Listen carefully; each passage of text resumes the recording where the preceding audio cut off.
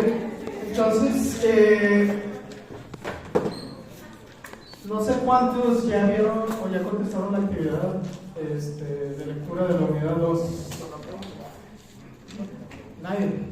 ¿Uno? No, ya casi la terminé. Ya casi. 2, 3, 4, ok. Entonces, hay algunas cosas para preguntarle allí. ¿Condiciones fisiológicas de necrosis encontraron algo? No, entonces, ¿qué les parece? ¿La necrosis se presenta bajo condiciones fisiológicas o es algo exclusivo de condiciones patológicas? ¿El Robbins dice algo de eso?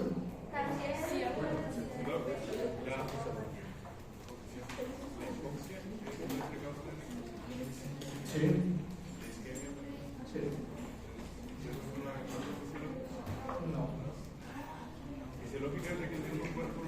De algo como proceso normal del cuerpo. Pues es que si fallan las mitocondrias, la batería. No, pues no.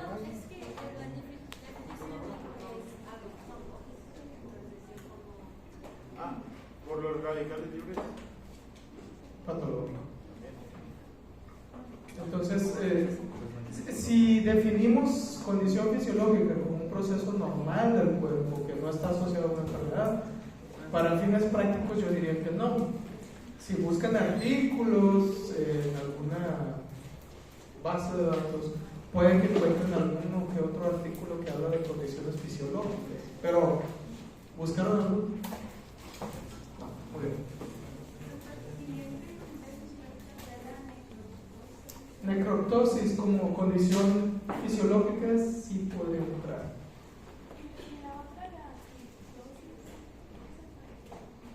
Piroptosis. Generalmente está asociada a enfermedad, pero igual son procesos que les dije, no más que sepan que existen por ahorita, pero muy bien. Bueno, nos habíamos quedado en mecanismos de lesión celular, creo que llegamos hasta daño a las membranas, o no sé si pasamos de ahí o algo, pero bueno, vamos a recordar un poquito. Entonces, mecanismos de lesión celular que podemos tener. A ver si esto funciona.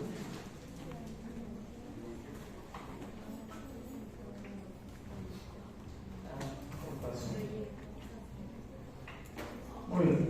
Entonces, mecanismos de daño celular que habíamos hablado. Hay varios mecanismos. Tenemos el daño mitocondrial, puede que sea en la membrana, el ADN, que aumente el estrés oxidativo, que haya alteración de la homeostasis del calcio, que haya estrés del reticulo endoplasmático. Habíamos mencionado en la clase anterior que, aunque se puede iniciar uno de ellos, generalmente no se inicia uno y todos los demás quedan independientes, sino que están interconectados. Entonces, si doy yo daño, y lo mencionamos ayer, si doy yo daño a la mitocondria, pues entonces la mitocondria deja de producir ATP y entonces las bombas dejan de funcionar. Y posteriormente hay edema celular, hay daño a las membranas también. Entonces, como que todo está asociado, como que todo trabaja en un conjunto. Si dañas a uno, se van a afectar en algún momento, tarde que temprano, los otros sistemas. Consecuencias finales del daño mitocondrial, las principales, disminuye el ATP. O, en otras palabras, si queremos saber qué pasa si dañamos a la mitocondria, hay que saber qué hace la mitocondria. Entonces, si produce ATP, pues entonces si la dañamos, disminuye la producción de ATP. Van a aumentar las especies reactivas de oxígeno por ciertos procesos que ocurren en la mitocondria que normalmente los inactivan. Pero es importante recordar que, no sé si se acuerdan del ciclo de Krebs. No todo es producción de ATP, también hay moléculas de desecho, no sé si se acuerdan de eso. Entonces, entre esas moléculas de desecho tenemos el superóxido, que es un radical, o puede salir también como una molécula de desecho por ahí el peróxido de hidrógeno, lo podríamos tener. Entonces, hay sistemas que los inactivan, pero si dañamos a la mitocondria, estos sistemas disminuyen.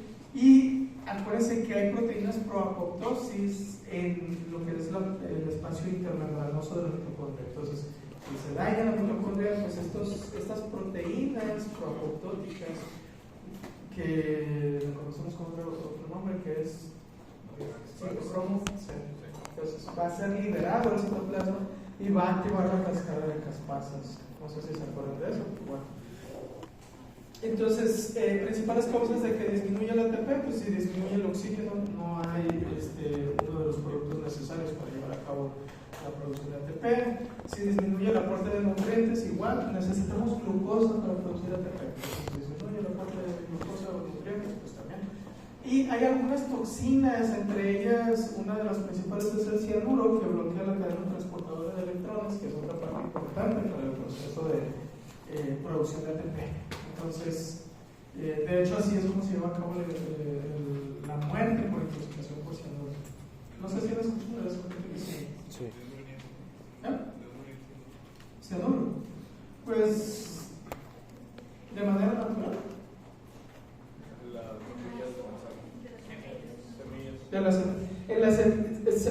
¿Han comido la almendra y sienten ese sabor? Que también hay una esencia que se llama amaretto que intensifica ese sabor de las almendras. ¿Han probado un café de esos con amaretto? ¿Han comido las semillas de la manzana? Sí, y saben como almendra. No lo han sentido. Si no sienten el sabor de la almendra, es que tienen una variante genética que hace que no puedan identificar el sabor de la almendra. Probablemente. Entonces, sí, las almendras tienen cianuro. Las semillas de manzana tienen cianuro. Pero es una cantidad tan pequeña. Es que yo no he checado la que tú me mandaste, yo tenía otra. No es acumulativo. O sea, si yo me como, no sé, una manzana con todo y semillas todos los días, no me voy a morir. No pasa nada. No me acuerdo si necesitas comer como unas 50 manzanas para morir. O sea, las semillas. Pero es bastante, ¿no? ¿Qué pasa si la semilla de la manzana me sabe muy amarga y no? No sé. Y la verdad sí, quién sabe. Tal vez las manzanas no están tan buenas. O sea, las que has agarrado para comer. Es idiopático. No sé decirte. Pero bueno, no se preocupen si comen semilla de manzana, no pasa nada. Pero bueno, entonces se utilizaba como veneno. De hecho, hay una historia en Estados Unidos de una persona que en su trabajo quiso envenenar a todos los de la oficina y entonces echó cianuro en el bote ¿cómo se llama? Dispensador de agua de la oficina. Pero alguien llegó y sintió el aroma a almendras y entonces sospechó. Está curioso eso. No sé si sea verdad, pero de esas historias fantásticas que salen en la tele. Muy bien, ¿qué pasa si disminuye el ATP? Pasan muchas cosas. Para empezar, todos los procesos dependientes de ATP pues van a disminuir. ¿Okay? Número 2, uno de los principales procesos es la bomba sodio-potasio ATPasa, que es importante para mantener el equilibrio osmótico de la célula. Si la paramos, va a empezar a entrar, se va a empezar a acumular sodio y no va a salir ese sodio, y entonces la célula se hincha, le decimos se edematiza, y en algún momento va a reventar. Es como si agarran un globo y lo van llenando de agua. Pues sí, se va a hacer grandote, pero en algún momento explota. ¿Sí? Pasa lo mismo con la célula. Lo otro es que si no tenemos ATP por la vía de oxidación, entonces necesitamos recurrir a otras vías. Y en ellas se activa la glucogenólisis y la glucólisis. El problema con esto es que va a aumentar la producción de ácido láctico en la célula, y hay que recordar, tenemos enzimas lisosomales que generalmente se activan con un pH ácido. Entonces, al aumentar, y vamos a ver más adelante que también se puede llegar a liberar estas enzimas lisosomales, pues es la mezcla perfecta para que la célula se autodestruya. ¿Sí? Y finalmente, pues se reduce la síntesis de proteínas porque generalmente son procesos dependientes de ATP. Y bueno, también hay ciertos metabolitos que se producen en la mitocondria que son útiles para la síntesis de proteínas. Entonces, tenemos ahí varios procesos que van a venir a causar daño. Hablamos, creo que también de mecanismos por daño de la membrana celular, si no, lo recordamos ahorita. Hay varios factores que pueden dañar una membrana celular. Una de ellas son los radicales libres o especies reactivas de oxígeno. No sé si les expliqué más o menos de manera muy simple. El radical libre es una molécula que reacciona fácilmente con cualquier otra molécula con la que haga contacto. No sé si se acuerdan de bioquímica, pero generalmente son moléculas que roban iones de hidrógeno, entonces al hacer eso causan un cambio conformacional en lo que toquen. Pero para fines prácticos es como si avientan una granada que explota en contacto. Entonces un radical libre, si lo avientan a un lípido, como los lípidos de la membrana, pues los va a destruir. Si toca una proteína la va a destruir, si toca ácidos nucleicos o lo que quieran, va a destruir, va a causar un daño. Entonces cuando los radicales libres dañan a los lípidos, le llamamos a ese proceso peroxidación, que tiene una iniciación, luego se amplifica y luego en algún momento se llega a estabilizar ese proceso. Pero es como una reacción en cadena. Viene el radical libre, toca parte de la membrana, se inicia una cadena, ¿sí? Como una secuencia donde se empiezan a destruir varios fosfolípidos hasta que llega un momento en que se crea un equilibrio, pero ya el daño ya estuvo hecho. Lo otro es que otro mecanismo de daño a la membrana, pues si disminuye la síntesis de fosfolípidos. ¿Quién sintetiza los fosfolípidos de las membranas? ¿El retículo endoplástico? Liso. Entonces, bueno, ahí lo tenemos. Si hay aumento en la degradación de fosfolípidos, que hay una enzima que se llama fosfolipasa, luego la van a aprender en farma, si es que no llegamos a eso antes nosotros, pero hay una enzima que se llama fosfolipasa y esta fosfolipasa degrada los lípidos de la membrana. Un producto de esa degradación de los fosfolípidos es el ácido araquidónico y luego usamos diferentes enzimas para producir prostaglandinas y leucotrienos que causan inflamación. Entonces, en procesos inflamatorios generalmente vamos a tener daño a la membrana muchas veces. Luego tenemos, ¿qué va a pasar si se daña la membrana celular? Y no digo solamente la membrana externa de la célula, acuérdense que dentro de la célula hay membranas porque tenemos organelos membranosos.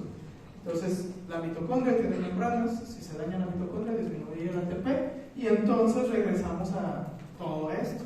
Si se fijan, está todo conectado. Si dañamos la membrana plasmática, se pierde también el balance osmótico y si se daña la membrana de los lisosomas, pues se van a liberar las enzimas lisosomales. ¿Sí? Entonces, las lipasas, proteasas, endocleasas y todos los asas que haya dentro del lisosoma van a estar destruyendo los productos de la célula. ¿Ok? ¿Hasta ahí alguien tiene alguna duda? ¿O si se está entendiendo? ¿Podrías repetir lo de ROS? ROS, radicales libres, o en inglés especies reactivas de oxígeno. Los eros son lo mismo. El libro dice eros. Eros, pues sí, especies reactivas de oxígeno. Es que en inglés es. Los que saben inglés, pues reactive oxygen species.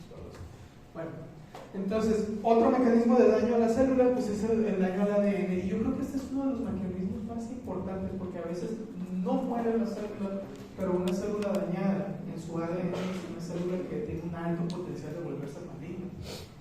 Entonces, recuerden, una célula prefiere morir antes que vivir con su ADN alterado. Pero no siempre se muere, hay veces que se mantiene viva. Es como esas personas egoístas que hacen las cosas mal y no piensan en los demás, ¿no? Pasa eso con la célula que tiene dañado su ADN. No sean como esas células. ¿Por qué? Porque luego pueden iniciar un tumor. Muy bien, entonces, bueno, estos mecanismos ya los habíamos comentado en las clases anteriores. P53 es uno de los mecanismos o proteínas más importantes en el cuidado del ADN. No es la única, pero es una de las más importantes porque está en varios procesos de cuidado. ¿Okay? Entonces, esto nos lo podemos saltar por arriba. Y vamos a hablar del estrés oxidativo. ¿Qué es el estrés oxidativo? Producido por los celos, ¿no? Por los celos. Ok, es producido por los radicales libres o especies reactivas de oxígeno. Me gusta más la palabra radicales libres. No sé por qué, creo que es más sencillo de decir que especies reactivas de oxígeno. Son dos palabras en vez de tres. Pero bueno. Y Eros, no sé, me saca de onda. Suena como algo griego. Yo pensaba en Eros Ramazón. Pero bueno. Entonces, el estrés oxidativo es la consecuencia de la exposición a radicales libres, pero no solamente, o no siempre es simplemente por radicales libres. Ahorita vamos a explicar un poquito de eso porque si no lo voy a hacer bueno. Entonces, ¿dónde vamos a ver estrés oxidativo o en qué momentos la célula se somete a estrés oxidativo? Uno, si si hay daño químico, hay ciertos productos químicos que pueden causar estrés oxidativo. La radiación es un factor muy importante. La radiación ionizante puede iniciar la producción de radicales libres. ¿Okay? Y estos radicales libres van a causar daño o estrés oxidativo. Las cirugías de trauma que usan y toman las terapias se quedan radiación. Ok. Con la radiación, una de las cosas importantes es la dosis. ¿Sí? Es como fármaco. Los radiólogos que están expuestos son los que más riesgo tienen de exponerse a radiación. Normalmente tienen contadores de radiación. Cuando el contador significa que ya se expusieron a mucha radiación, les da vacaciones.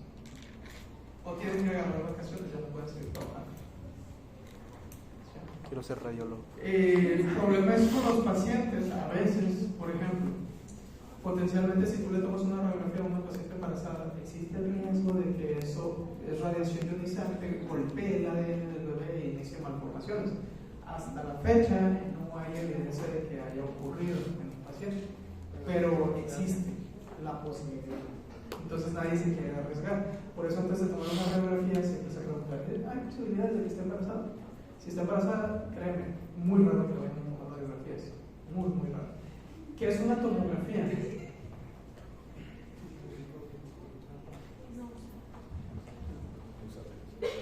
Son cientos de radiografías brevemente. Una radiografía es una proyección nomás así. Por ejemplo, me voy a tomar una radiografía de tórax, está aquí el cañón de rayos X, dispara los rayos X y atrás se ve una imagen que queda en negativo, ¿no? Una tomografía dispara a todo mi alrededor esos rayos X. Entonces, ¿dónde hay más dosis de radiación? No tomografía. La tomografía. Entonces, también no sometemos a tomografías a las pacientes embarazadas. Aunque sí hay tomografías de mujeres embarazadas y se ve el bebé ahí, pero va a ser porque no sabían que está embarazada o no lo dijo la paciente o cosas así. Y el bebé no nace con malformaciones, pero está en riesgo. No sé si me explico eso de que existe el riesgo, pero no. Azafatas y pilotos de aviones también están expuestos a mayor cantidad de radiación ionizante, curiosamente. Y entonces se hacen investigaciones y, por ejemplo, el cáncer de tiroides, que la tiroides es muy sensible a la radiación. El cáncer de tiroides es más frecuente en personas que se dedican a la radiación. Curioso. No, pero si consideras una azafata, ahorita salen un viaje, no sé, de Cancún a Monterrey, y luego al siguiente día de Monterrey a otro lado, y al siguiente día están constantemente haciendo eso.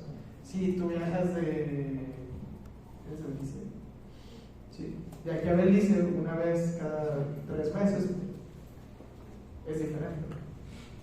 Astronautas tienen mucho riesgo de exponerse a radiación porque pierden todas las capas protectoras del Sol, de la Tierra, perdón, pero sus trajes se supone que los protegen de eso. Ahora, ¿dónde más hay riesgo de exposición a radiación? Personas que estuvieron expuestas al accidente de Chernobyl, Fukushima, ¿cómo se llama? Hiroshima y Nagasaki. ¿Sí? Esas personas. Y todos nosotros, al final de cuentas, porque tiraron muchas bombas atómicas antes de que ustedes nacieran.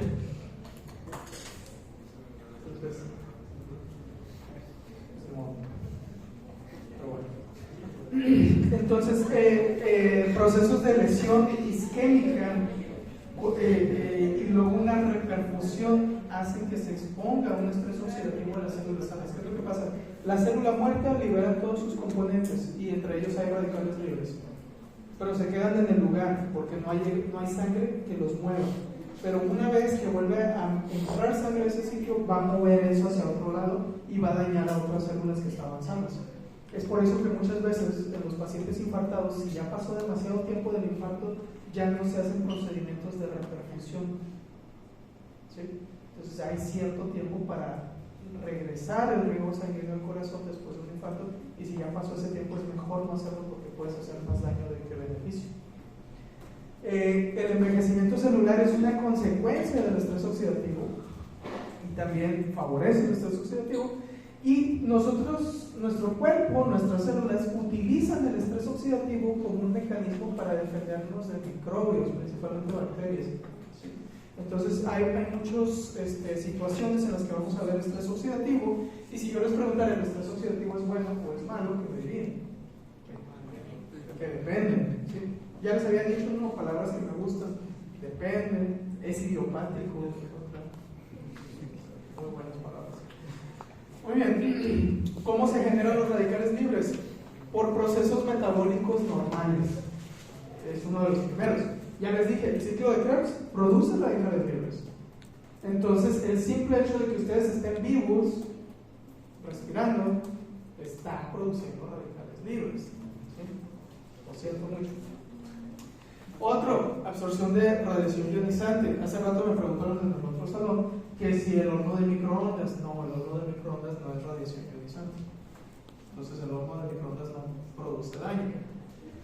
Otro, las antenas 5G o las antenas de radio no producen radiación ionizante. Entonces, no.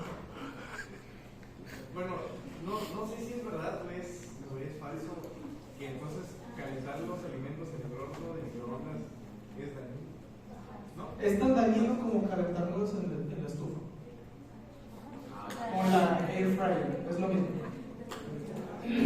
No estoy diciendo que no sea dañino. Por eso como comida fría. Es igual de dañino en todos ellos. O sea, no te va a dar cáncer por meter tu comida a los microondas y los microondas. ¿Eh?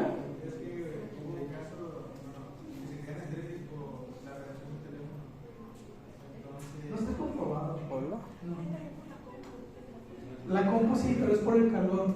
Ah, algún día ¿ya lo dije? Sí, ya he visto. Desde entonces dejo una lata de refresco fría.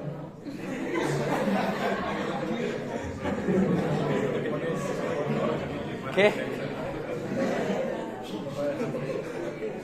¿Pero por qué el síntoma? ¿Por qué? El Por la manspreading espermatogénesis. es fisiológico, es una reacción del cuerpo. ¿Han escuchado el manspreading de que los hombres se sienten deseables? Que abren mucho. Y a algunas mujeres les incomodan. Pero es fisiológico, es parte de un sistema de conservación.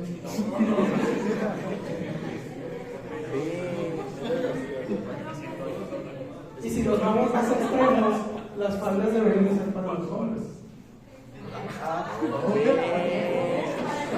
Oh, UM inclusivo.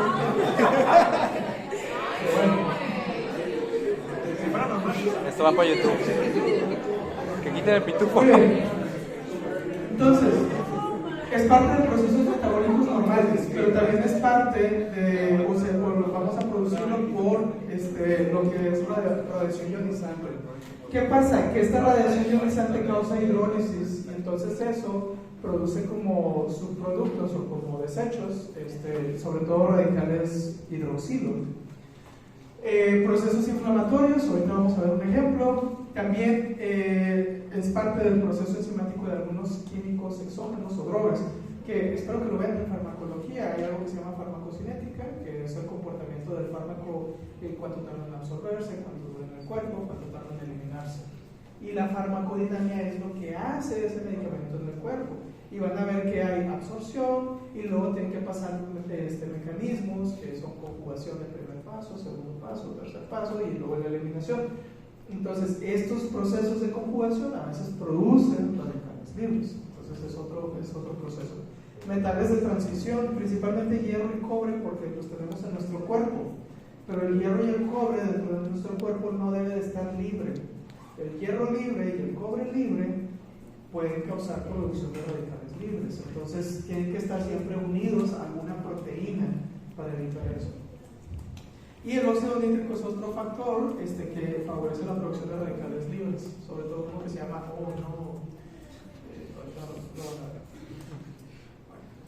tomen la foto porque les explica muy bien cuáles son los efectos en los lípidos, los peroxida, en las proteínas los modifica y el ADN los daña. Por ejemplo, personas que no sé, que tienen anemia cromática, les intentan que queda el hierro libre, están como más propensos a desarrollar radicales. Tienen más riesgo. Sí. ¿Para qué te digo que no? Pero lo necesitan. O sea, no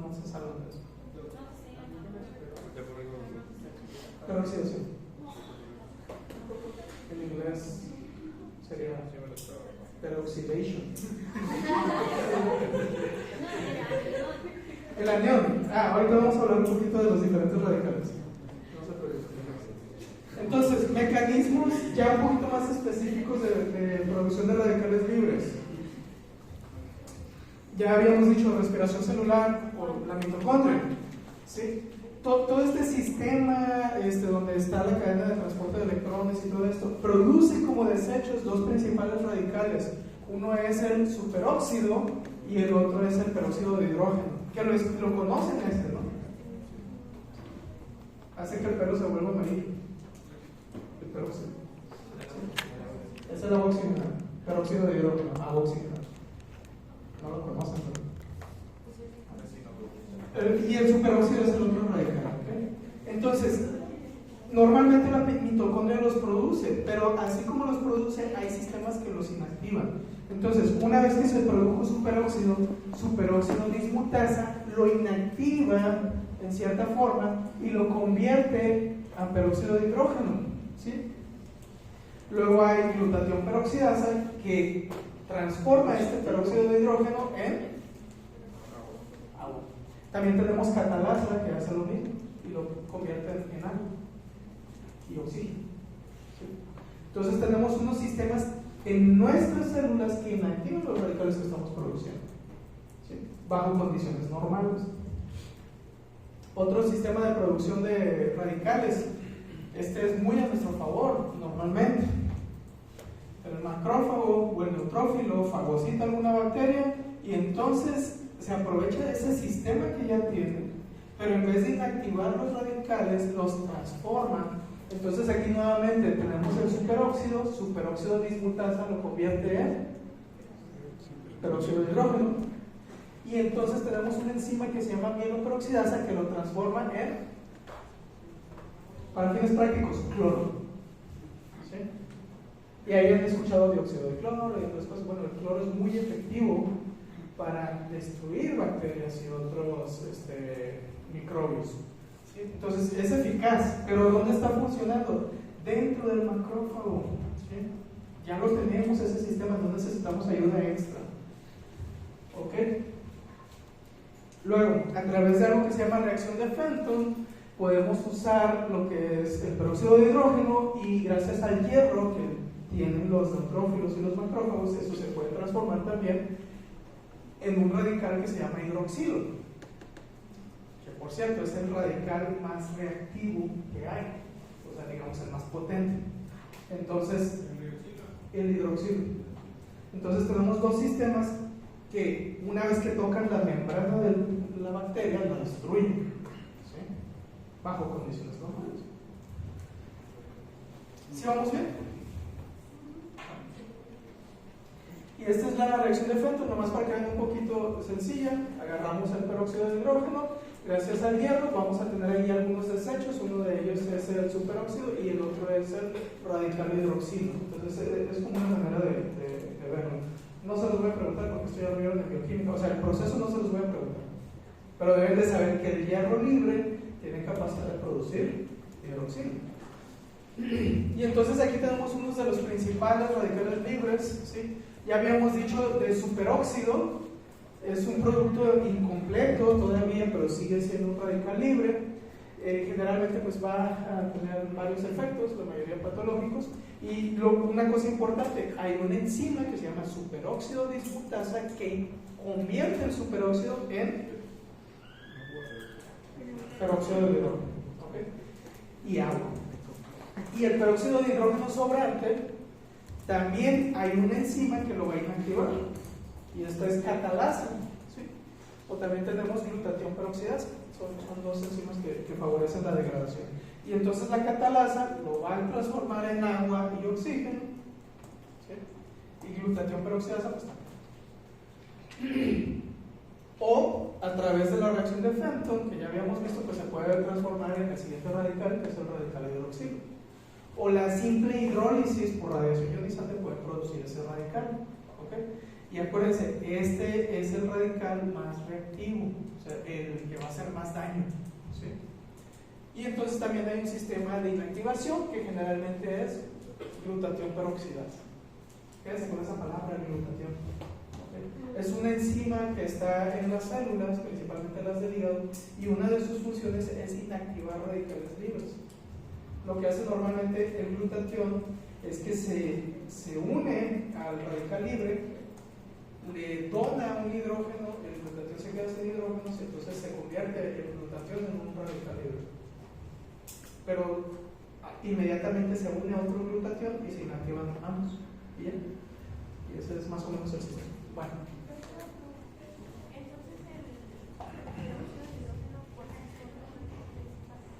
Es un radical. De hecho, no sé si se han echado peróxido de hidrógeno en alguna herida y luego hace espumita. Esa espumita es por la catalasa que hay en las células de nuestro cuerpo. Entonces la catalasa está transformando ese peróxido en agua. Bueno, entonces, y tenemos el o peroxinitrito. Este es producto de la interacción entre óxido nítrico y superóxido. Pero bueno, apréndanse los tres primeros que se acuerdan. Así como tenemos mecanismos de producción, pues tenemos mecanismos de eliminación, y hay ciertas moléculas que son muy importantes o muy relevantes para procesos de eliminación de radicales. Y entre ellos tenemos vitaminas liposolubles, y destacan dos vitaminas principalmente. Una es la vitamina E y la otra es la vitamina A. La vitamina E evita que las membranas celulares se peroxiden, entonces mantiene la integridad de las membranas, ¿sí? Por eso lo ponen en las cremitas de la piel. Muy bien, vitamina A rompe la cadena de reacción de radicales libres, o sea, interrumpe el proceso por el cual los radicales libres van destruyendo las proteínas y lípidos y todo lo demás. Una proteína hidrosoluble muy importante también es la vitamina C o ácido ascórbico. ¿Okay? Y entonces esta reacciona directamente con el hidroxilo y lo inactiva, y también tiene la capacidad de regenerar la vitamina E que ya se utilizó para que pueda volver a ser utilizada. Entonces tiene una doble función. Ya sabían la función de la vitamina C en lo que era la producción de colágeno, ¿sí? Tiene otra función. Para fines prácticos, si ustedes quieren mantener esa piel bonita y verse jóvenes y todo, tomen vitaminas. ¿Sí? Les va a ayudar. Digo que la vitamina C reacciona con el hidróxido y la inactiva. Y lo inactiva. Sí.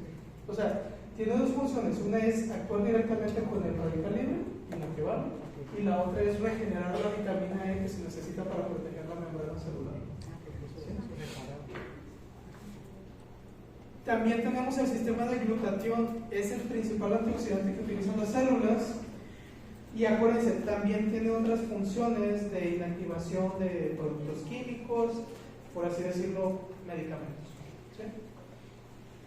Ya les había dicho, hay proteínas de transporte. El hierro normalmente, la cantidad de hierro libre debe ser la mínima. Si hay un exceso de hierro libre en la sangre, entonces vamos a tener problemas. Entonces, para evitar eso, pues tenemos proteínas de transporte como transferrina. Y para el cobre, ¿cuál tenemos? Ahí está, la ceruloplasmina. Entonces, la ceruloplasmina es la proteína de transporte del cobre. Y finalmente, pues algunas enzimas que ya habíamos hablado: catalasa, superóxido dismutasa y glutatión peroxidasa. Normalmente todo lo que termina en asa son enzimas, entonces, en esto de biología celular, porque hay asas en farmacología y eso todo. Bueno, efectos, ya lo habíamos dicho: peroxida los lípidos, entonces daña la membrana, modifica las proteínas, las puede romper. ¿Y qué pasa si rompemos una proteína? Pues ya no funciona, exactamente. O puede cambiar el plegamiento, digamos que la proteína se doblaba para un sitio, puede romper el enlace de unión que mantenía ese plegamiento, y entonces la proteína se puede plegar de otra manera. Entonces es un mal plegamiento de las proteínas que también puede ser inducido por radicales libres, y daña directamente el ADN, entonces puede inducir mutaciones. ¿Quién soy yo? Está bien. Muy bien.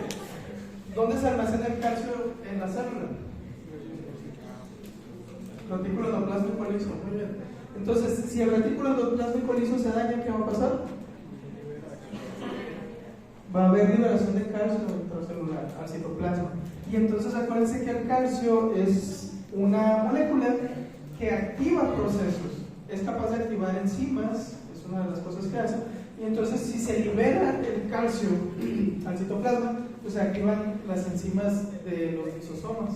Y entonces las fosfolipasas pues destruyen fosfolípidos, las proteasas destruyen proteínas, las endonucleasas destruyen ácidos nucleicos y pues.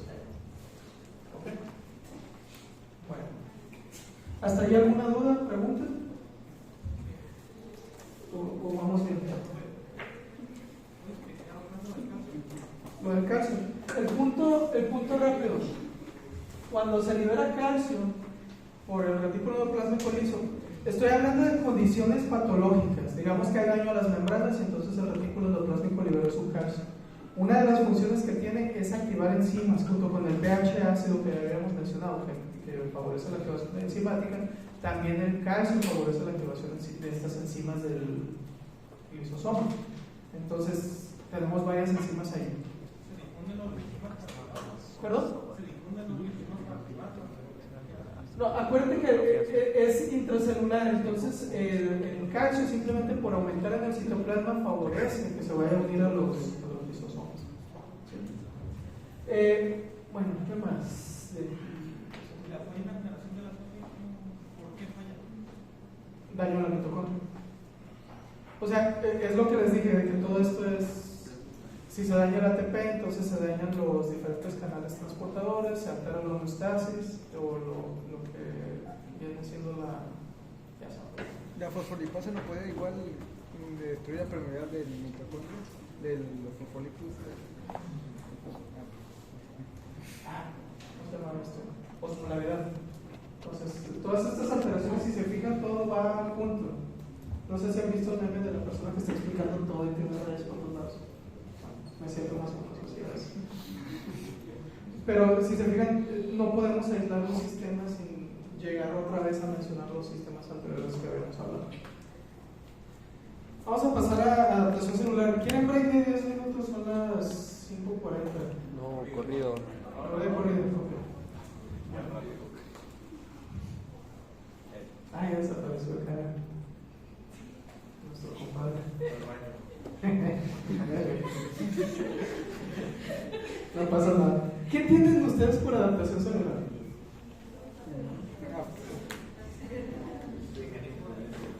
Mecanismo de defensa.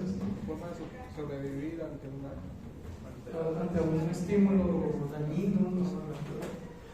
Bueno, entonces, adaptación celular, según el libro, son cambios funcionales, ¿sí? Pero también son cambios estructurales. Entonces, tenemos modificaciones celulares generales que son respuesta de estímulos que pueden ser estímulos fisiológicos, o sea, estímulos normales, o daño o estímulos, podríamos decir, patológicos. Entonces, la adaptación celular puede venir por consecuencia de algo fisiológico o por consecuencia de algo patológico. ¿Sí? Importante reconocer cuándo es fisiológico y cuándo es patológico dependiendo del tipo de adaptación. ¿Okay? Y entonces tenemos varios tipos de adaptaciones. Tenemos la hipertrofia, la hiperplasia, la atrofia, la metaplasia y todo esto. ¿Okay? Generalmente depende del estímulo, es la respuesta que vamos a tener. Entonces, si tenemos alguna situación donde se incremente la demanda de función de alguna célula o aumenta la estimulación hormonal y en algunas ocasiones por daño crónico, entonces podemos tener hiperplasia o hipertrofia. ¿Cuál es la diferencia entre hiperplasia e hipertrofia? No sé si alguien lo leyó. pues la cantidad. A ver, ¿qué es hiperplasia? Ahí está. Hipertrofia, aumento del tamaño. Entonces, algunas veces puede haber situaciones que incrementen la demanda de función y entonces la célula, su respuesta va a ser aumentar en cantidad. ¿Sí? O puede que la célula esté siendo exigida pero no puede aumentar su cantidad porque no tiene células madre para hacerlo, no se puede dividir. Entonces, ¿qué va a hacer? Va a aumentar. ¿sí? Para favorecer esa necesidad que están teniendo. ¿Ok? En otras ocasiones lo que ocurre es todo lo contrario, disminuye la demanda o disminuye el aporte nutricional a la célula, y entonces una célula que no está siendo exigida o una célula que no está recibiendo los nutrientes adecuados va a atrofiarse, ¿sí? Va a quedar chiquita, ¿sí? O el órgano se va a atrofiar. ¿Qué es atrofia?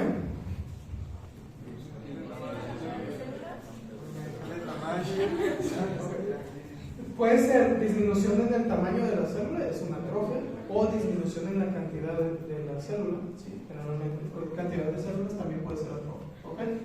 Ahí dice actividad, pero es algo funcional esto.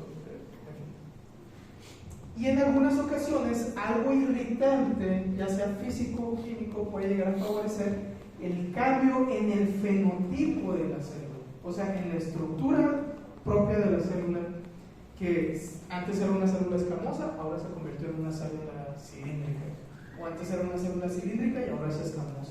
Hubo algunos otros procesos. Entonces, un cambio del fenotipo, ¿sí? Le vamos a llamar metaplasia. ¿Sí se entendió, verdad?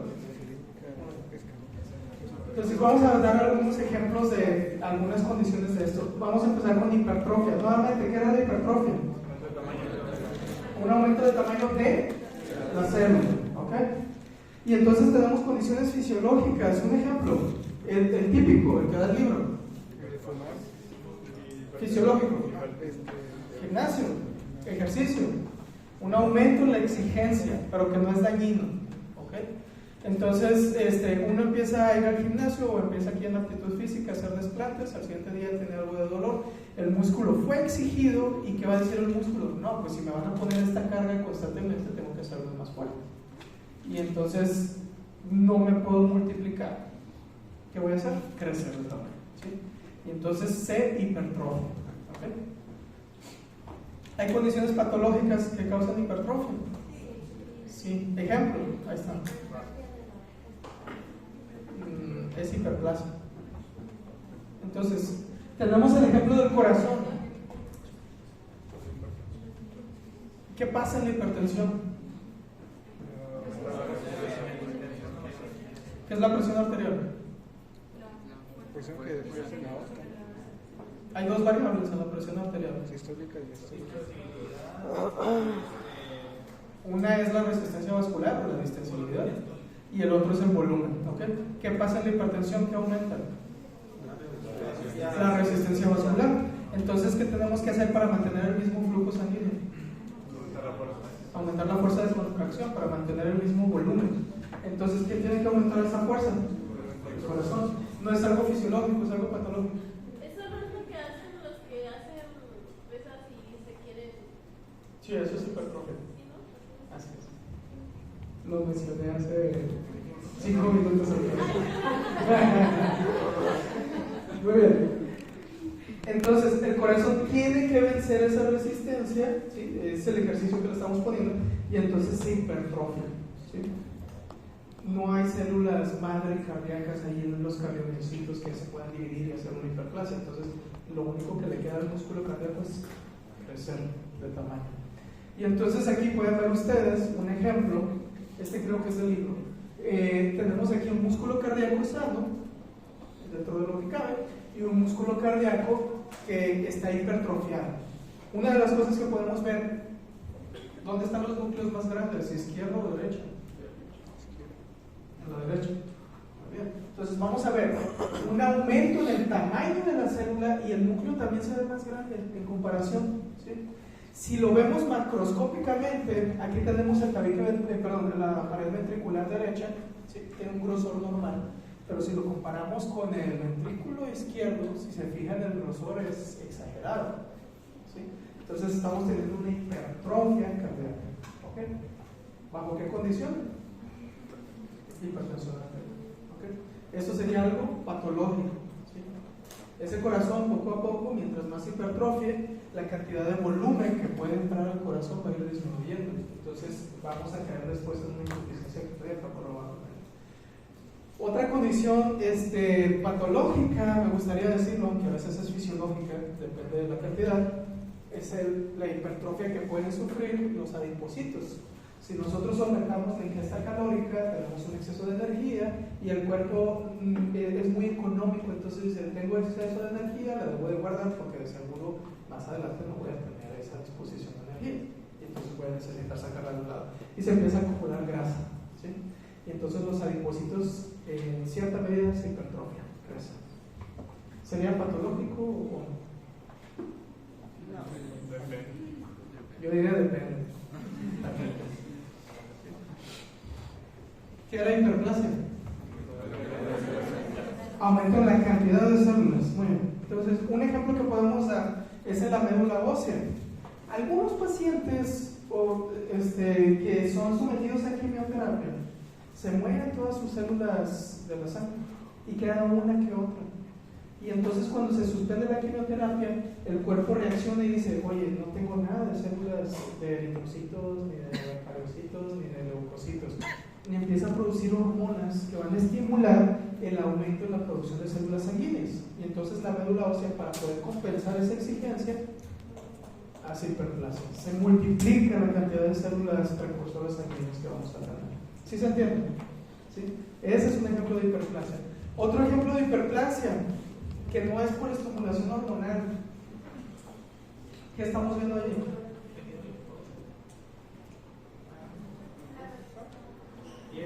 Piel, muy bien. Entonces, tenemos una piel sana. ¿Se fijan en el grosor de esta capa? ¿Qué es esto? Epidermis. ¿Y esto? Dermis. Porque se fijan en el grosor del epidermis, una piel sana. Y luego, esta otra piel es un paciente que tiene un proceso inflamatorio que hace que se esté rascando constantemente. Entonces, esa misma inflamación, ese estímulo, y además el rascado constante es un segundo estímulo. ¿Qué le va a pasar a esa epidermis? ¿O qué le pasó? Hiperplasia. Tuvo una hiperplasia, se engrosó la piel. Es idiopata. ¿Sí? Y entonces eso a veces lo podemos ver como psoriasis en los pacientes con psoriasis que tienen engrosamiento de la piel. Otra causa de engrosamiento de la piel, pues, los que van al gimnasio y les salen callos, ¿verdad? Pues es una hiperplasia de la epidermis en esa zona que está sufriendo mucha infección. Es una adaptación del cuerpo o adaptación celular. Otro ejemplo de hiperplasia, ¿qué tejido estamos viendo ahí? No es ovario. Es más, no es una mujer. Es una próstata. Muy bien. De ese lado tenemos una próstata normal y de este lado hay una próstata que ¿qué tiene? Hiperplasia. Hiperplasia. ¿Han escuchado hiperplasia prostática benigna? Sí. Ok, es por estimulación hormonal en este caso. ¿Qué hormona está estimulando para que aumente la cantidad de células? La testosterona. Testosterona. Muy bien. ¿Sí?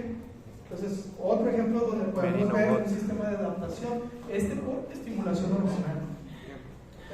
¿Qué tejido es este? A ver si lo adivinamos.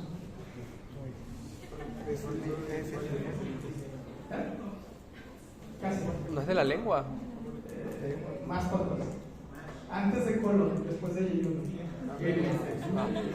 Estamos viendo hilio y entonces tenemos este tejido. Ahí quedó la lengua. Linfoide, ¿cómo le llamamos? Cuerpos de Meckel. Placas de pelo. Entonces, bajo la infección viral, muchas veces se producen citocinas que estimulan a los linfocitos para que aumenten en cantidad. Y entonces hablamos que hay una hiperplasia de las placas de pelo. Y a veces esa misma hiperplasia está en el apéndice y se confunde con apendicitis. Entonces es un evento, hiperplasia folicular, muy frecuente en algunos niños que se enferman de una gripita o algo y luego empiezan a que les duele y el doctor cree que es apendicitis, lo opera y el apéndice tenía hiperplasia de las placas de Peyer y no apendicitis. Puede pasar. ¿Qué se hace? ¿Te quita la pastilla? Pues ya lo quitó. Ya Muy cobró. bien. Vamos Ya a cobró. atrofia. ¿Qué era atrofia? Disminución ya sea de cantidad o tamaño, ¿sí? y por consecuencia de la actividad, ¿no? Y entonces, ¿qué causas podemos tener? Pues si disminuye la carga de trabajo. Ejemplo, es más, célula que no se usa, célula que se va a atrofiar. Entonces, si tenemos un paciente que se queda internado en cuidados intensivos durante, no sé, 3 meses, ¿qué le va a pasar a sus músculos? Se van a atrofiar. Generalmente esto ya lo conocemos y entonces si tenemos un paciente que va a pasar mucho tiempo en cama, llegan los rehabilitadores y le hacen ejercicios en la cama para que de pérdida mueva un poquito los músculos. Si está inconsciente, llegan y lo mueven mientras está inconsciente, no el paciente, pero hay que tener movimiento. ¿Crees que es como tipos de proteínas? O sea, cuando estamos en bioquímica, o sea, es que primero son carbohidratos, después lípidos y después proteínas, ¿no? Entonces nos decía la forma que cuando se están consumiendo las proteínas del músculo, desde que ya esto es como muy difícil de corregir.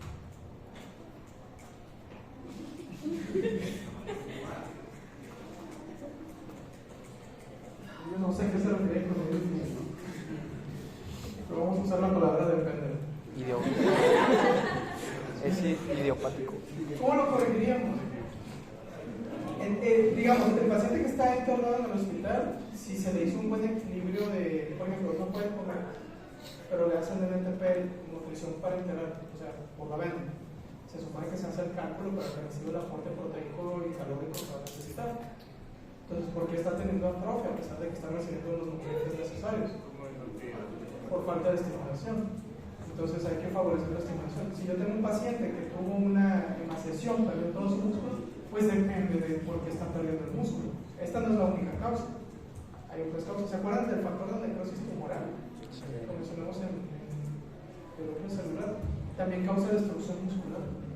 Entonces depende mucho de las causas. Pero célula que no usan, célula que van a perder. Entonces, si ustedes no hacen ejercicio, esas células se van a atrofiar. Si ustedes no estudian y ven TikTok o están mucho tiempo en Instagram, se atrofia el cerebro. Es en serio, ya hay estudios. Se los debo, pero les voy a pedir el estudio que lo presente. También, bueno, esta paciente, ¿cómo se ve? Ok, obesa. Ok, ¿será que es algo normal? ¿Está bien? Y no quiero hacerle, o sea, no es body shaming, es decir, la verdad. Un paciente obeso no está sano. ¿Sí? Entonces, y ahorita hay mucho de eso de cancelación. Gracias a Dios estoy en un ambiente protegido, pero si yo salgo y lo digo en otro lado, van a querer quitarme mi cédula. Pero un paciente obeso no está sano. ¿Por qué chupunado? ¿Sí? Entonces, está teniendo atrofia muscular. ¿Sí? Es una de las cosas que está teniendo. Entonces, bueno, ese es uno, disminución de la carga de trabajo produce atrofia. Tenemos que movernos, tenemos que utilizar nuestras células. Otro, pérdida de la inervación. Este paciente es un paciente que tuvo una lesión nerviosa, ¿sí? Muy probablemente medular, ¿ok? Y tal vez fue solo un lado. ¿Qué está pasando con su miembro pélvico derecho? O sea, con su pierna derecha. Se atrofió. ¿Pueden ver la pantorrilla? Sí, está más delgada. Está atrofiada, ¿ok? Es por pérdida de inervación. No están llegando los impulsos nerviosos que estimularían para que se contraiga ese músculo, ¿ok? Luego tenemos otra causa, disminución del riego sanguíneo. ¿Sí? No sé si ya hemos hablado de aterosclerosis, pero de seguro ustedes lo entienden. Aterosclerosis es formación de ateromas o placas de grasa en las arterias. ¿Y qué pasa con la arteria? Se hace chico. ¿Y entonces qué pasa con la sangre? Pues ya no llega. Un órgano afectado muy importante, que siempre hablamos, el corazón. Si yo tengo aterosclerosis, no le va a llegar sangre a mi corazón y entonces voy a tener un infarto. ¿Okay? Bueno, eso que tiene el paciente con aterosclerosis no es exclusivo del corazón. Tenemos que tener conciencia de que todo su cuerpo está afectado por la aterosclerosis. ¿Sí? No, la grasa no dice, me voy a quedar en la arteria coronaria. No, se distribuye en todo el cuerpo. Entonces, lo mismo que tiene aquí, tiene en todos lados. Y uno de los sitios más afectados es el que más oxígeno y más sangre necesita, y es el cerebro. Los pacientes con aterosclerosis también llegan a tener isquemia en el cerebro. ¿Y qué pasa con una hipoperfusión cerebral? Va a causar atrofia. ¿Cómo se ven las circunvoluciones del paciente, o bueno, del cerebro de la izquierda? ¿Se ven? Adelgazadas. ¿Y los surcos? Muy marcados, muy profundos. Más marcados, se ven más amplios, ¿ok? Entonces, aquí tenemos un paciente con atrofia general de todo el cerebro. O sea, atrofia de todo el cerebro o atrofia general del cerebro. Comparado con un cerebro, podríamos decir, sano, que por alguna razón no murió ese paciente, pero se entiende, ¿no? Lo que es la atrofia. Otro ejemplo, una nutrición o un aporte nutricional inadecuado. Mejor ejemplo que pudo existir se lo debemos a los alemanes. En los campos de concentración generalmente no se les da comida, se les da una cantidad mínima de comida. Entonces el paciente no tiene el aporte calórico necesario, tiene que usar proteínas de otros lados, o si vieron la sociedad de la nieve, pues también. Entonces, son personas que no tienen el aporte calórico suficiente y si no hay suficientes nutrientes, vamos a tener a comer. Y finalmente, por disminución de la estimulación hormonal, ¿en qué situaciones puede pasar? Bueno, por ejemplo, una mujer, el endometrio sufre hiperplasia o crecimiento gracias a una hormona que se llama estrógeno. Pero ¿qué pasa con una paciente menopáusica? Ya no produce estrógeno. Entonces, ¿qué va a pasar con el endometrio? Se atrofia. Se atrofia, ¿ok? Y aquí podemos ver atrofia del endometrio, ¿sí? Aquí hay un endometrio y fíjense, está enorme. Pero si vemos aquí, pues una glandulita, otra, y el grosor del endometrio es mínimo. Está atrofiado. Si vamos entendiendo estos procesos, ¿verdad? Metaplasia, ¿qué era la metaplasia? Es un cambio importante, reversible, ¿ok? Es lo otro, en el fenotipo, o sea, la forma de la célula y la función van a cambiar, ¿sí? Y entonces se reemplaza por algún otro tipo de célula, a final de cuentas. Ejemplos de metaplasia que podemos tener. Paciente fumador, hay un agente físico y químico, que es el tabaco, que empieza a irritar las células del epitelio bronquial, y estas células empiezan a producir señales que hacen que esas mismas células cambien a un tipo de epitelio que es más resistente a ese daño. ¿Y qué tipo de epitelio va a tener? Plano. Entonces cambia de cilíndrico a epitelio plano, y aquí lo podemos ver. Aquí hay epitelio cilíndrico y de repente se transformó en epitelio plano. Entonces tenemos una metaplasia escamosa. ¿Qué es este otro tejido? El estómago, ¿no? Esófago. Solamente que el pedazo de esófago es este. ¿Cuál es el epitelio normal del esófago? Plano. Plano, simplificado, no caracterizado. ¿Qué está pasando ahí? Se convirtió en cilíndrico. Tenemos un epitelio cilíndrico, entonces tenemos una metaplasia cilíndrica. En este caso, ¿qué es lo que pasa con el paciente con reflujo? El ácido que está en el estómago, que debería de quedarse en el estómago, se va al esófago. Quema. Y le quema. Y entonces, ¿qué hace el epitelio? El epitelio escamoso no resiste la acidez. Entonces necesita convertirse en un tipo de epitelio que sí sea capaz de resistir eso. Se adapta. Y entonces epitelios que resisten la acidez, pues el del estómago o el de los intestinos. Y entonces hay una metaplasia intestinal o gástrica en el esófago para poder resistir mejor esto. Pues daña un poquito, pero como si es un episodio de una vez, no pasa nada. Ahora, si tienes una paciente con bulimia, ahí sí va a tener esto. Entonces depende también.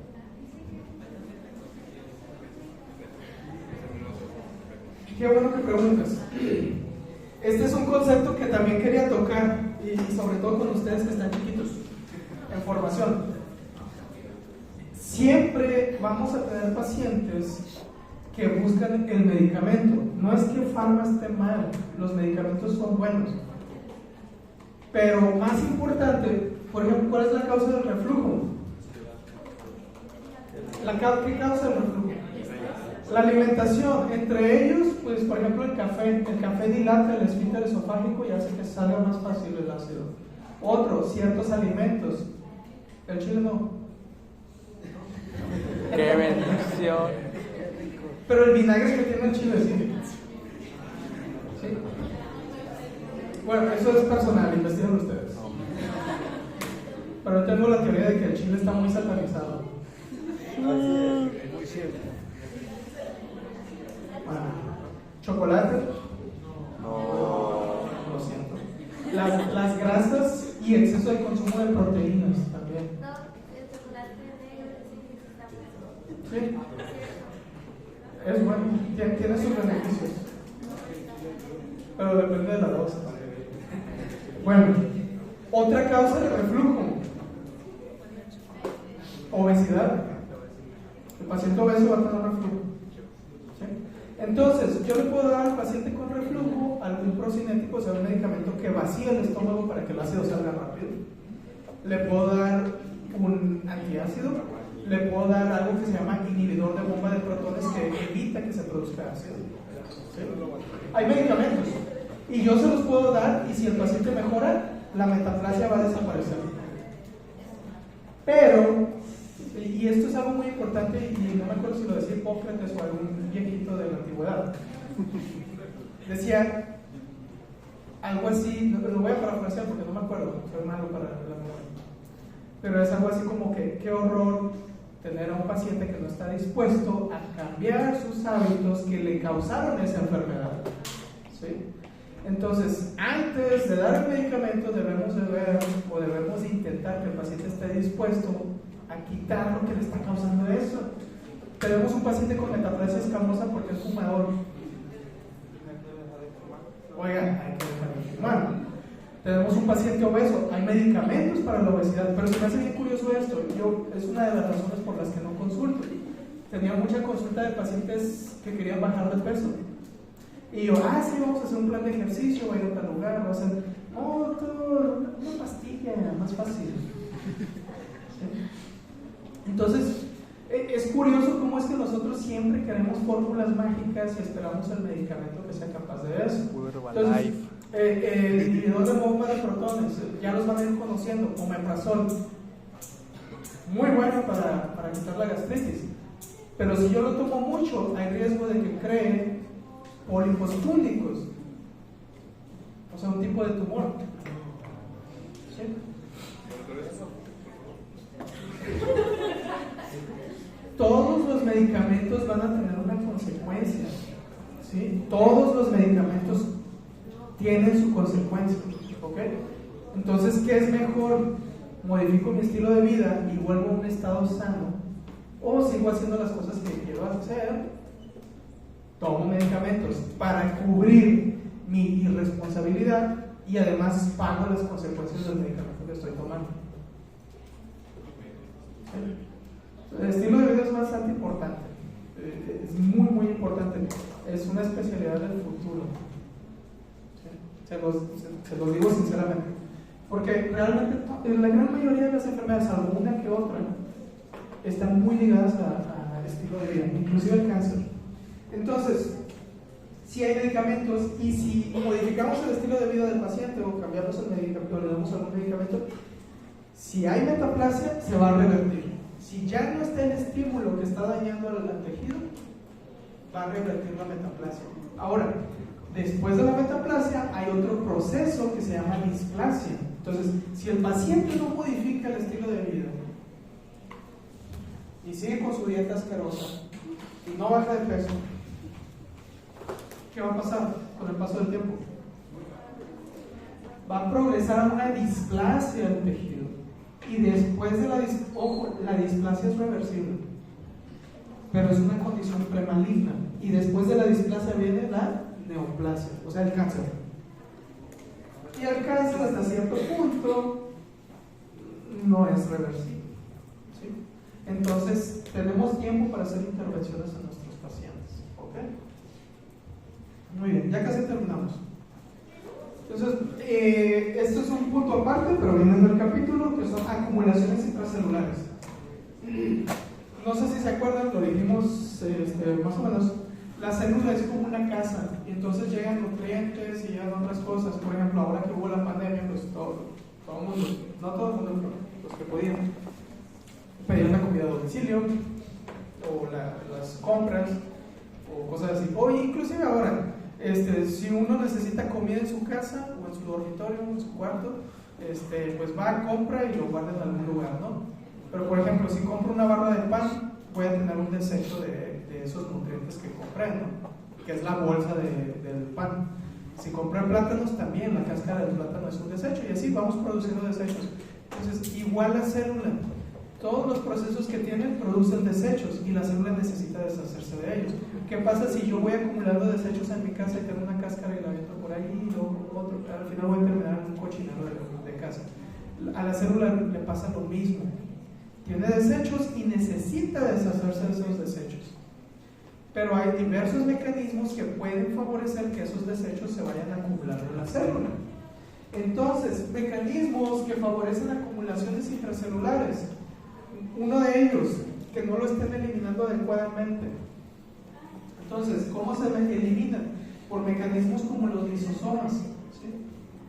Es como si nosotros estamos en la casa y no estamos aventando la basura al bote de basura, sino que la dejamos ahí por todos lados, se va a ir acumulando la basura, ¿no?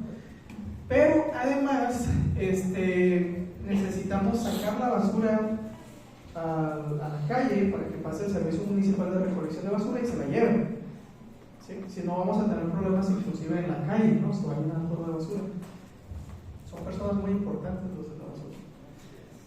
Puede ser por defecto en el plegamiento de proteínas. Ya habíamos dicho que hay algunas proteínas que cuando están mal plegadas son utilizadas y entonces son llevadas al proteosoma y destruidas.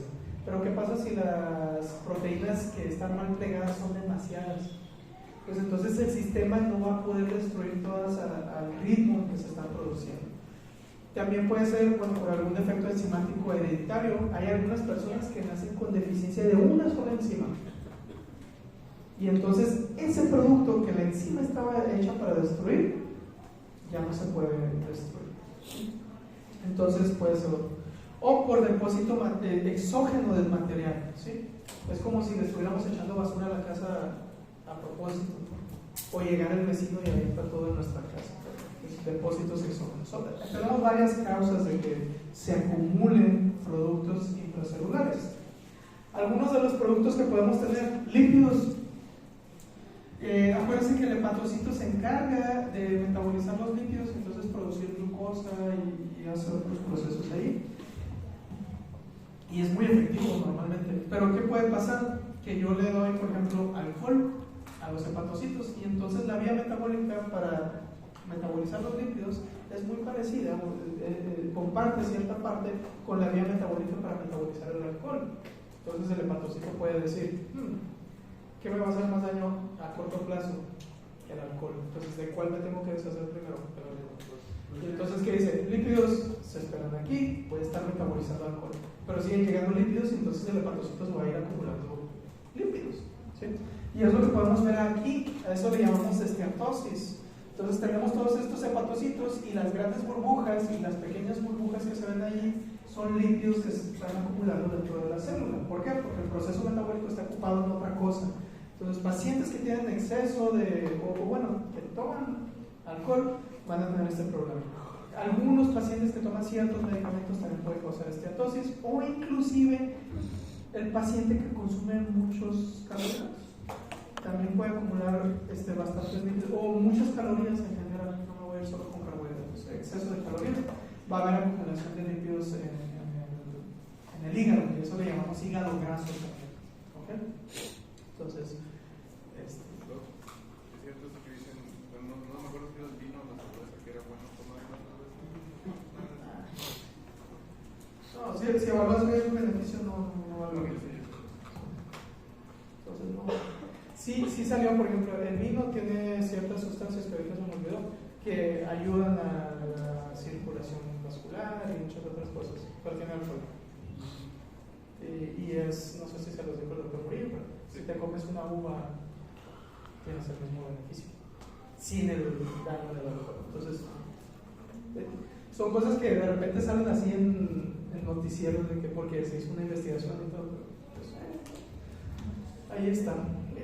Se me hizo muy curioso una plática de alguien que era por alguna otra cosa.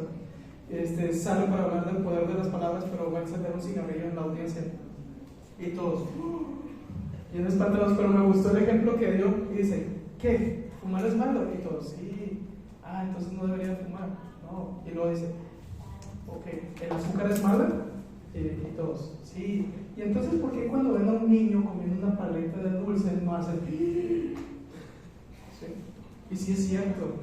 Muchas veces los hermanitos somos muy criticones de la gente porque, fuma o toma, y luego ahí estamos con el refresco o el pan dulce o el chocolate o todo con azúcar. Entonces, hay daño en todos lados. Muy bien. Entonces, causas de acumulación anormal de triglicéridos, toxinas, ¿sí? O sea, medicamentos pueden ser, algunas otras toxinas, alcohol, malnutrición proteica, diabetes mellitus, obesidad, etc. Otro, acumulación de lípidos, extracelular generalmente, aterosclerosis. Esta es una arteria, pero fíjense lo que pasó en esta parte de la pared arterial. Por la placa. Se empezó a acumular colesterol en forma de cristales. Luego llegan los macrófagos y lo intentan comer porque dicen esto no debe estar aquí, pero es demasiado y no pueden destruirlo.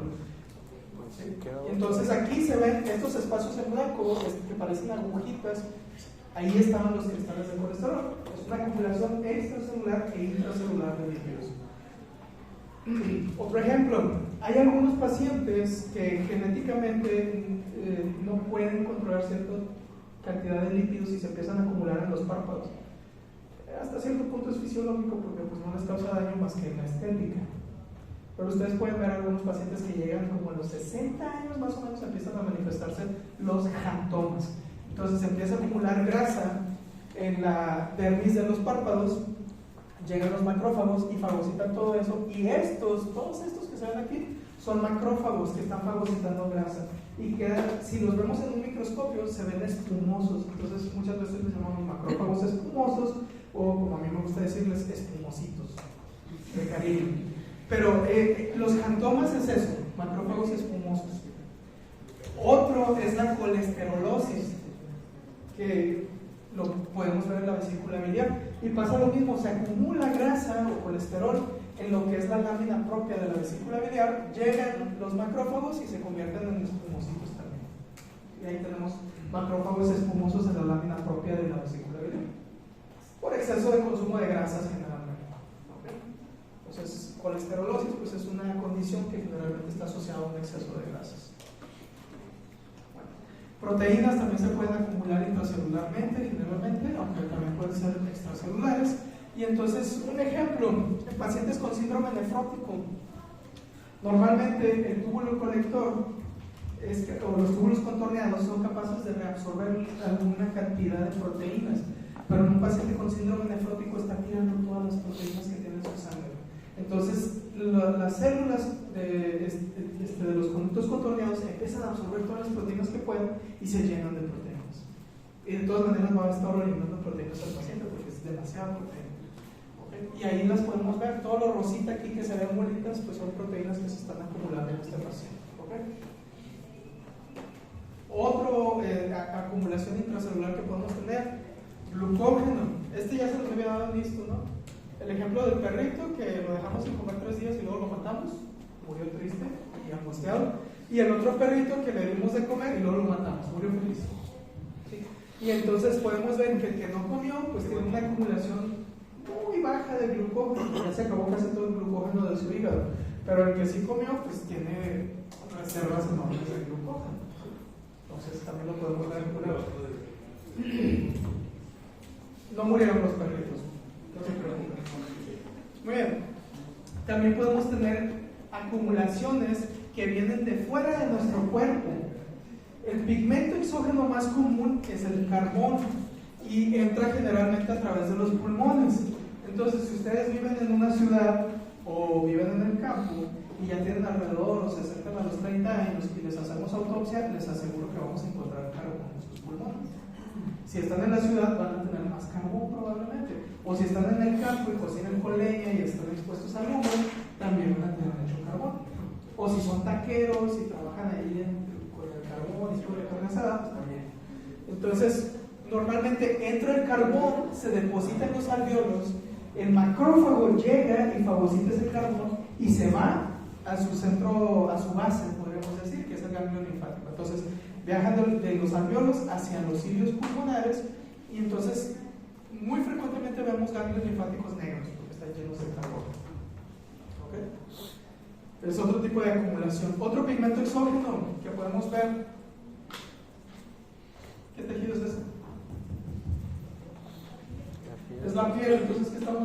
tatuaje. Es un tatuaje, ¿ya lo habíamos visto esto? Sí. Perfecto. Entonces, los tatuajes generalmente es depósito de pigmento en la dermis, ¿sí? Y entonces, generalmente es un pigmento muy grande, llegan los macrófagos, lo empiezan a fagocitar, pero es tan grande que no lo pueden destruir rápidamente. Entonces, la persona se hace un tatuaje a los 18, porque ya es la edad legal donde toman decisiones, y se le ve bien padre. Y luego, cuando llega a los 80, se ve el tatuaje todo desvanecido. ¿Qué fue? Los macrófagos durante esos, ¿qué será? 60 años han estado fagocitando el pigmento y poco a poco lo han absorbido. Y cuando hacen el tratamiento de los tatuajes, ¿cómo funciona para...? El láser, para quitar el tatuaje. ¿Qué hace el láser? El láser no elimina el pigmento, lo fracciona en partes más pequeñas. Y entonces facilita la actividad del macrófago para poder fagocitar. Los macrófagos son una célula que hace muchas cosas. También tenemos pigmentos endógenos que producen nuestras células. Entonces, uno de ellos es la lipofuchina, que es el producto de la degradación de componentes intracelulares, ¿sí? Entonces, los autosomas que se juntan al lisosoma degradan todo y va quedando un pigmento poco a poco, y con el paso de los años ese pigmento lo podemos ver como lipofuchina. Generalmente es un color amarillo, pero más tirando a dorado, si es que ese pigmento. Otro pigmento endógeno, la melanina, algunos producen más, otros producimos menos, y entonces se produce por el melanocito. Y curiosamente, si se fijan en el melanocito, su citoplasma no es negro. Porque yo esperaría, si el melanocito produce melanina, pues yo esperaría que el melanocito fuera oscuro. Pero no, lo producen y lo comparten a las demás células, no son egoístas. Entonces, las células basales necesitan melanina, y si se fijan, la melanina está principalmente en la capa basal. ¿Cómo podemos identificar un melanocito? Porque es el único que no está pigmentado. Y además tiene un citoplasma un poquito amplio ahí, claro. Otro pigmento endógeno es la hemosiderina, producto de la degradación de la hemoglobina. Me parece que está el grupo M, y entonces el hierro, cuando se oxida, queda de ese color cafecito. Entonces, si tenemos, por ejemplo, un golpe y se hace un hematoma, con el paso del tiempo vamos a ver hemosiderina ahí. O lo que estamos viendo ahí es un paciente que tuvo un edema agudo pulmonar.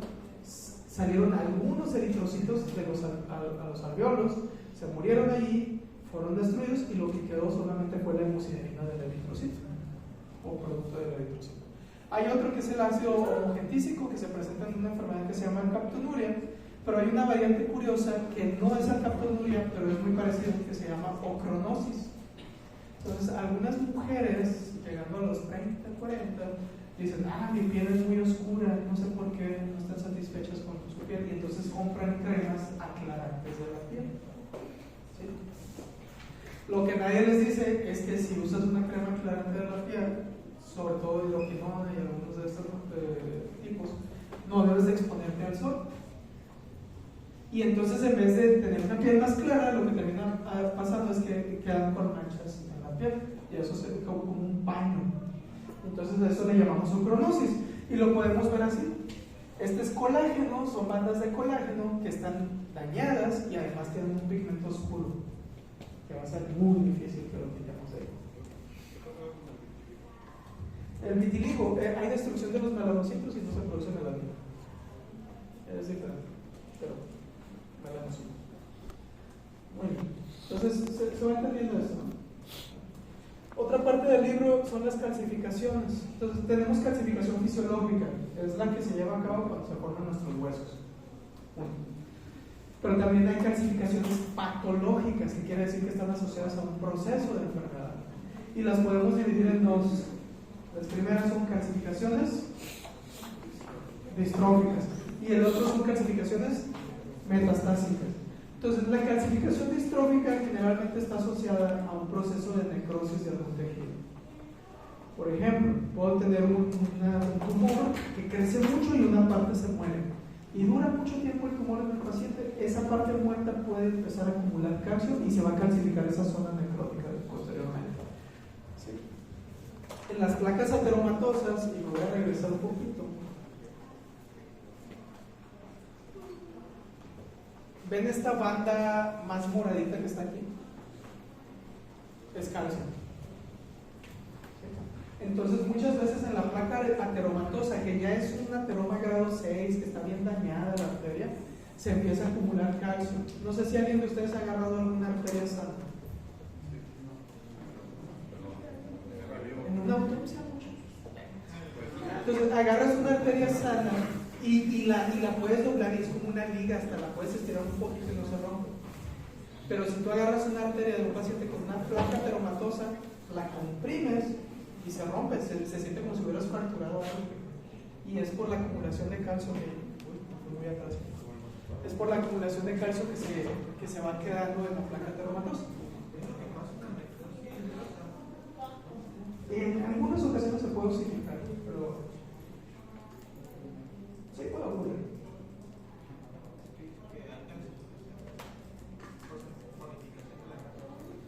Con el paso del tiempo, o sea, por ejemplo, si yo tengo ejemplo de necrosis grasa, una mujer que recibe un golpe en el pecho y se mueren los adipocitos de ella y tiene necrosis grasa, si yo lo veo ahorita, va a tener necrosis grasa, pero no tiene calcificación. Pero existe la posibilidad, no quiero decir que siempre pase, de que pase mucho tiempo, eso se inflama, esa zona necrótica, y en algún momento puede acumular calcio, entonces se puede ver como una calcificación. Y luego la paciente va a hacerse la mamografía y parece cáncer. Pero no es cáncer, es un evento que ocurre eso mucho. Entonces sí, esas son las calcificaciones distróficas. Y lo otro es el tipo de calcificación metastásica. Ojo allí, aunque la palabra dice metastásico, no necesariamente es porque haya un tumor, sino que es una calcificación que ocurre a distancia, por eso se le llama metastásico. ¿Okay? Entonces, ahí tenemos un evento o un proceso patológico y a distancia hay algo que se está calcificando. Entonces, ejemplos, tumores. Pero les digo, no es exclusivo de tumores. Entonces, hiperplasia del paratiroides o una adenoma paratiroidea produce mucha PTH, hay mucha resorción ósea, aumenta el calcio en la sangre y entonces ese calcio tiene que depositarse en algún sitio. Entonces, de repente empiezan a aparecer zonas de calcificación aberrantes en el paciente. Ocurre lo mismo en todo esto de resorción ósea, si se fijan, es mieloma, leucemia, metástasis, cáncer de mama y todo eso. Y enfermedad de Payet no es un tumor, entonces sería el único que no es tumoral de eso. Pero generalmente, si hay destrucción del hueso, pues ese calcio se va a ir por algún lado para fines prácticos. A veces, por intoxicación por vitamina D, hay un proceso que le encanta al doctor House, que es sarcoidosis, también puede presentar calcificaciones. Y pacientes con falla renal también pueden llegar a presentar calcificaciones metastásicas. ¿Ok? Y ya para terminar, vamos a hablar de la última parte, de que es envejecimiento celular. ¿Qué entienden ustedes por envejecimiento celular? Y se retiran, se jubilan. Acortamiento de los telómeros, degeneración de las células. Ok. Autofagia. Fatiga. Muy bien. Vamos a usar el ejemplo que usé hace rato, un futbolista. ¿Cuándo empiezan a decir que el futbolista ya está viejo para jugar? 30. Todos ustedes fueron más abajo. Bueno, Chicharito, ¿lo contratarían ustedes si tuvieran un equipo? Ya está viejo. Las Chivas, esos contratan cualquier cochinada.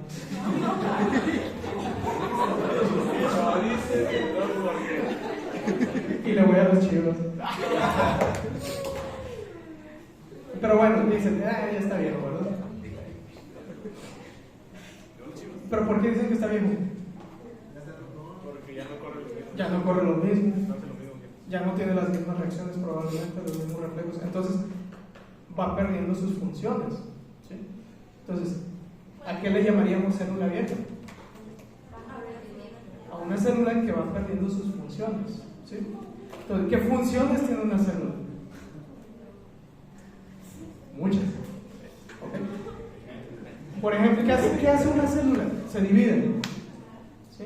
¿Qué hace una célula? Renueva sus proteínas. ¿Sí? ¿Qué más puede hacer? Enviar señal. Producir energía.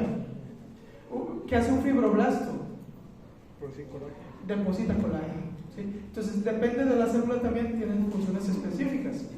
Ahora, si ya no puede renovar sus proteínas, se va a ir. Las proteínas no crean que son eternas. Una proteína que se produce tiene cierto tiempo de vida y luego se va a degradar, va a envejecer también. Entonces, inclusive las proteínas envejecen. ¿Conocen alguna célula que no sea capaz de renovar sus proteínas? ¿Hannah? Ok. Muy bien. ¿Y los eritrocitos? ¿Pueden renovar sus proteínas o no? La hemoglobina, ¿no? Sí, ¿por qué? Y si no, ¿por qué? No. ¿Cómo renovamos nuestras proteínas? ¿Quién produce las proteínas? El retículo endoplásmico, ¿sí? Los ribosomas. ¿Los eritrocitos tienen ribosomas o retículo endoplásmico rugoso? ¿No? ¿Tienen núcleo para poder producir proteínas? No. Entonces, los eritrocitos no producen proteínas. Entonces, yo esperaría que un eritrocito envejezca más rápido que una célula que sí es capaz de renovar sus proteínas. Y entonces, ¿los eritrocitos son eternos? No. ¿Cuánto viven? 120 días. Curioso que en la Biblia dice que el hombre no vivirá más de 120 años.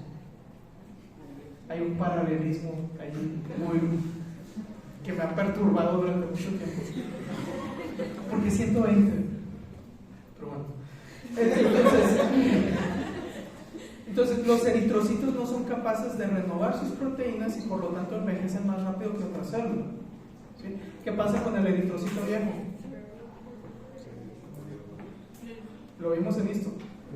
No se pueden coger para poder pasar por lugares estrechos, por ejemplo, y entonces se mueren. Es como los viejitos, ¿no? El viejito es más rígido y camina más lento y desespera a todos los demás que van a hacer. Todos vamos a envejecer. Tristemente. Muy bien. Entonces, el envejecimiento celular, yo podría decir que es una disminución en las funciones de una célula. ¿Ok? Y tristemente todas nuestras células van a ir envejeciendo conforme pasa el tiempo. Es por eso que una persona ya mayor, 60, 70 años, ustedes ven su piel y no se ven como la de un niño. ¿Sí? Tú ves al niño y la piel se ve bien bonita, no podemos describirlo, pero se ve bonito. ¿Sí? Se ve tersa, se ve así como que la piel no se aplastar los cachetitos. Y tú ves un viejito y dices, no hombre, yo le hago así y se le va a romper la piel. ¿Qué es lo que está pasando? Los fibroblastos ya no están depositando suficiente colágeno. Le pasa a los viejitos y les va a pasar a ustedes. ¿Podemos revertir el envejecimiento celular? Tal vez no al 100. Muy bien. Para fines prácticos, no. A menos que tengan mucho dinero. Entonces, no. Okay. Se han hecho experimentos con ratas a las que se les ha hecho una renovación de sus células hasta el punto de que se vuelven células embrionarias o, en otras palabras, un tumor. O sea, nos fuimos tan atrás que se convirtió en un tumor. Pero ya hay experimentos para revertir el envejecimiento celular. Sin embargo, no van a estar disponibles durante mucho tiempo y yo creo que no van a ser eficaces de todas maneras. Pero sí lo podemos retardar. Entonces hay mecanismos para retardar el envejecimiento celular, y así como hay sistemas para retardar el envejecimiento celular, hay sistemas que lo aceleran. ¿Ok? Y estaban allí en el libro, en este esquema que tenemos aquí. Entonces, tenemos algunas condiciones que favorecen el envejecimiento celular y curiosamente son muy parecidas a lesión celular. Entonces, exposición de carcinogénicos o carcinógenos favorecen el envejecimiento celular. Hay algunos errores genéticos que favorecen el envejecimiento celular. Ahí está radicales libres con un signo de interrogación, pero sí, los radicales libres causan estrés oxidativo y por lo tanto favorecen el envejecimiento celular. Entonces, condiciones que incrementen la producción de radicales libres favorecen el envejecimiento celular. Un ejemplo, hay muchos, pero un ejemplo, tabaquismo. El tabaquismo aumenta la producción de radicales libres. Entonces, ¿qué va a pasar con la persona que fuma? Envejece más rápido. Ya dijimos que la radiación ionizante hace que envejezcan más rápido las células. Entonces, ¿qué pasa con la persona que se la pasa bronceándose? Está expuesta a mayor cantidad de radiación, su piel envejece más rápido. ¿Han visto la piel de la gente que está bronceada? De esos que acostumbran a estar en el sol. Parece cartón de repente. ¿Sí? Es porque la piel envejeció, no es algo saludable. Bueno, además de eso, pues se causa daño al ADN, y si se causa daño al ADN no podemos producir proteínas, se van produciendo defectos. Lo otro, las células se dividen en cantidad de veces y no más. Hay algo que se llama número de Hayflick, si quieren buscarlo. Y entonces ahí te dice, el número de Hayflick predice que una célula no es capaz de dividirse más de ¿cuántas veces?